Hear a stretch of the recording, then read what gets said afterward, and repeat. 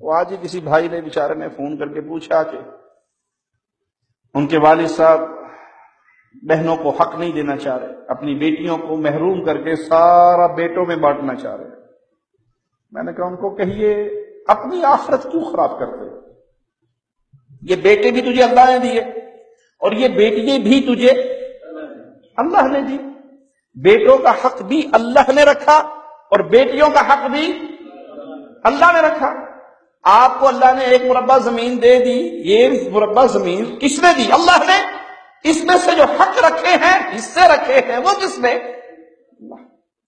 آپ وہ ایک مربع سارا بیٹوں کے نام کر کے اور بیٹیوں کو محروم کر کے دنیا چھوڑ کے چلے جاؤ، اپنی قبر کو جہنم کی آگ سے کیوں بھرتے ہو؟ اور نہیں جی اگر وہ بہنیں چھوڑ دیں، خود معاف کر دیں، پھر تو گنجائش ہے نا۔ میں نے کہا آپ کو کوئی بندہ کہ 100 ریال لے لے، آپ کو مل رہے ہوں بغیر فتنے کے، 100 ریال چھوڑو گے؟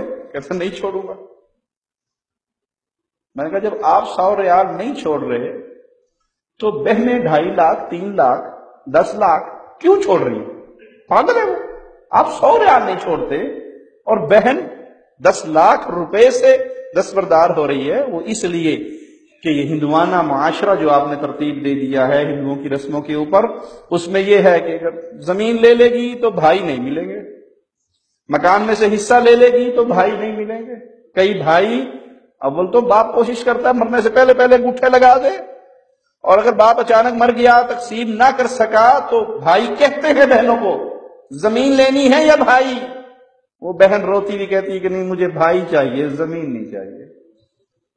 یا پھر یہ ہے کہ خاندان میں بدنامی ہو جائے گی، جی اس کی بہن نے حصہ لے لیا تھا، ناک کٹ گئی پوری قوم کے اندر، برادری کے اندر، خاندان کے اندر، ہمارے تو 7 نسلوں سے بہنیں حصہ نہیں لیتی۔ بھائی یہ جہل والا رسم و رواج ختم کرو۔ یہ زمینوں کا حق، یہ مکان میں حق، یہ پراپرٹی میں حق کس نے دیا ہے؟ اللہ نے۔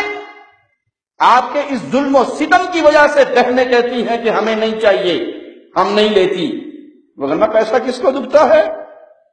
وہ اس لیے دکھتا ہے انہیں کہ ہم خاندان میں بدنام ہو جائیں گی، بھائی ٹوٹ جائیں گے، لوگ تانے ماریں گے۔ اگر یہ حق اللہ نے رکھا ہے، یہ مال آپ کو اللہ نے دیا ہے، تو اللہ کے رکھے ہوئے حقوق کو ادا کیجئے، ظلم نہ کیجئے، کیونکہ ظلم جتنا آج کرو گے اتنے گہرے اندھیرے قیامت کے دن نصیب ہوں گے۔ اور ظالم کرے گا کیا؟